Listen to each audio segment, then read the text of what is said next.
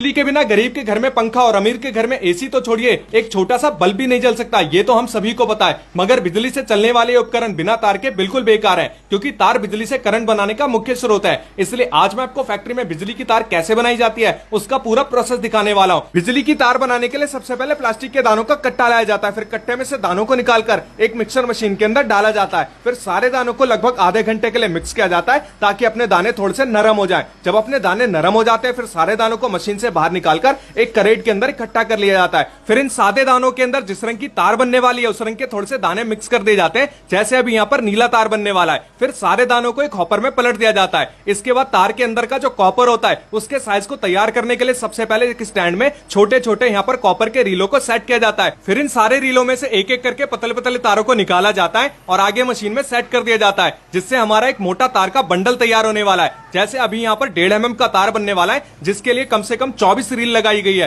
तो ये देख सकते हैं मशीन में इस तरीके से सारी पतली पतली जो रीलें होती हैं वो आगे बढ़ती रहती हैं, जिससे हमारा एक मोटा पूरा बंडल बनके तैयार हो जाता है। जब अपना बंडल बनके तैयार हो जाता है इसे मशीन से बाहर निकाला जाता है। फिर इस बंडल को उठा के एक दूसरे वाले स्टैंड में सेट किया जाता है। इसके बाद यहाँ से तार बनाने का जो मेन प्रोसेस है वो भी स्टार्ट हो जाता है, जिसके लिए भैया ने तार के बंडल में से तार को निकाला है और इसको तार बनाने वाली मशीन के डाई में सेट कर दिया है। जिस भी साइज की तार बनने वाली होती है उसी साइज का यहाँ पर डाई भी सेट किया जाता है और इसको हॉपर वाली मशीन के साथ जोड़ दिया गया है। फिर इसके नीचे हीट लगा दिया जाता है। अब इस कॉपर के तार को एक पुराने वाले तार के साथ जोड़ा जाएगा, बांधा जाएगा, ताकि इस कॉपर के तार को आगे खींचने में मदद मिले। फिर डाई को अच्छी तरीके से हॉपर वाली मशीन के साथ जोड़ दिया जाता है। मशीन का सारा सेटअप होने के बाद कॉपर के ऊपर जो प्लास्टिक होता है उसको चढ़ाने के लिए सबसे पहले मशीन में से प्लास्टिक का एक वेस्ट निकलता है, जिसको तोड़ के अलग कर दिया जाता है। फिर प्लास्टिक का जो सही शेप होता है वो कॉपर के ऊपर इस तरीके से चढ़ने लगता है और पीछे से भी मशीन को चालू कर दिया जाता है, जहां से अपनी कॉपर की जो तार होती है वो इस तरीके से मशीन में आगे बढ़ती रहती है और प्लास्टिक के साथ मिक्स होकर तार का शेप लेती रहती है। अभी आपको लग रहा होगा कि तार के ऊपर जो ये नीली प्लास्टिक है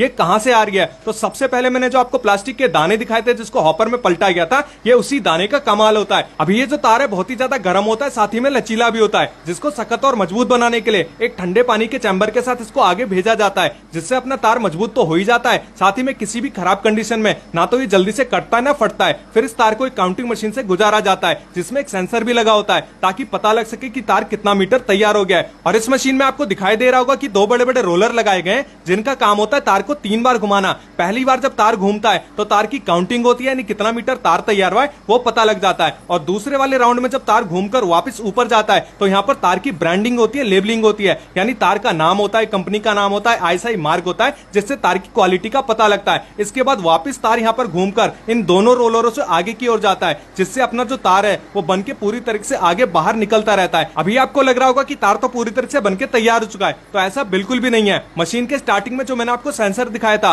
वो सेंसर मशीन में तय करता है कि कितने मीटर का यहाँ पर तार बन चुका है। उसके बाद मशीन में एक बजर बजता है, जिससे भैया को पता लग जाता है। फिर भैया आते हैं, फिर तार को काटकर अलग कर देते हैं। फिर जितना भी अपना तार तैयार होता है इसका बंडल तैयार करने के लिए भैया इसको बंडल वाले डिपार्टमेंट में भेज देते हैं, जहां से इसका बंडल तैयार होने वाला है। और जितना भी मैंने आपको प्रोसेस दिखाया था ये प्रोसेस सबसे ज्यादा आसान होता है, यानी इसमें कुछ नहीं करना, सिर्फ तार का बंडल तैयार करना है। मशीन के अंदर इसको लगा दो और तार अपने आप बंडल बनके तैयार हो जाता है। 90 मीटर का यहाँ पर एक बंडल तैयार किया जाता है और जब बंडल तैयार हो जाता है इसके ऊपर लेबलिंग की जाती है, ब्रांडिंग की जाती है और 4 हिस्सों में इसको बांध दिया जाता है। इसके बाद मशीन से इसको बाहर निकाला जाता है। अब इसको पैकिंग वाले डिपार्टमेंट में आगे भेजा जाएगा। तो आज मैंने आपको दिखाई कि आपके घर में इस्तेमाल होने वाली बिजली की तार फैक्ट्री के अंदर कैसे तैयार की जाती है। तो अगर आपको वीडियो पसंद आई है तो वीडियो को लाइक करिए, कमेंट करिए और अपने दोस्तों के साथ जरूर से शेयर करिए। और ऐसी और वीडियो देखने के लिए हमारे चैनल को भी फॉलो कीजिए। Thank you.